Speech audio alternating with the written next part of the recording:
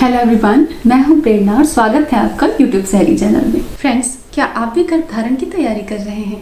तो ये वीडियो आपके लिए है, क्योंकि जब भी कोई कपल गर्भधारण की तैयारी करता है तो उनको सबसे पहले ये जानना चाहिए कि गर्भधारण की प्रक्रिया में कौन सा समय बहुत ही परफेक्ट होता है, जब गर्भधारण की संभावना सबसे ज़्यादा होती है और उस समय प्रयास किए जाने से गर्भधारण सुनिश्चित होता है। गर्भधारण के लिए सबसे पहली ज़रूरत है एक हेल्दी एग महिला के शरीर से और एक हेल्दी स्पर्म जो कि पुरुष के शरीर में बनता है। तो एक महिला के शरीर में महीने में केवल एक दिन 24 घंटे के लिए एग रिलीज होता है और उस समय ही गर्भधारण की संभावना सबसे ज़्यादा होती है। और उस प्रक्रिया को, जिस प्रक्रिया से महिला के अंडाशय से एग रिलीज होता है, ओव्यूलेशन कहा जाता है। तो फ्रेंड्स, हम एक नज़र डालेंगे महिला के प्रजनन तंत्र पे।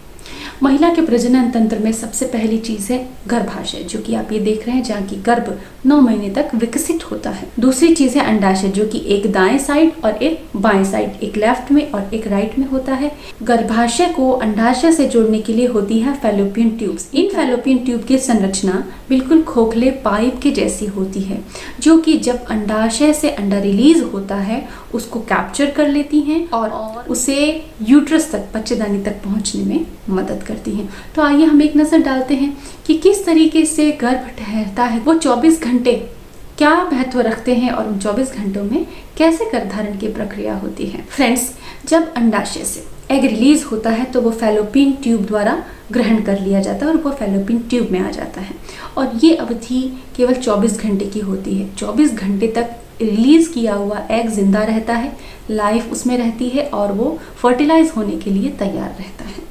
तो जब उस 24 घंटे के दौरान उस एग को स्पर्म मिल जाते हैं और स्पर्म मिलने से फिर वो फर्टिलाइज होता है। फर्टिलाइज निषेचन की प्रक्रिया इस ट्यूब में, इस फैलोपियन ट्यूब के अंदर होती है। फर्टिलाइज होने के बाद, निषेचित होने के बाद में 3 से 4 दिन के अंदर वो आकृति जो बहुत तेज़ी से ग्रो करती है, बहुत तेज़ी से उसमें कोशिकाएं विभाजित होती रहती हैं, वो धीरे धीरे करके बच्चेदानी में, गर्भाशय में पहुंचता है।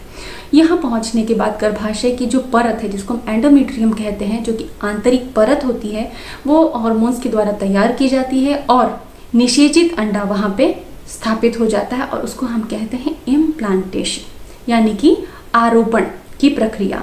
और उसके आरोपित होने के बाद 9 महीने तक वो विकसित होता है उसी जगह पे। तो फ्रेंड्स, इस तरीके से हमने जाना कि महीने में वो एक दिन बहुत महत्वपूर्ण होता है, वो 24 घंटे बहुत महत्वपूर्ण होते हैं जब महिला के शरीर से एग रिलीज होता है और गर्भधारण की पूर्ण संभावना होती है। तो वो दिन कब होता है, ओव्यूलेशन डे कब आता है?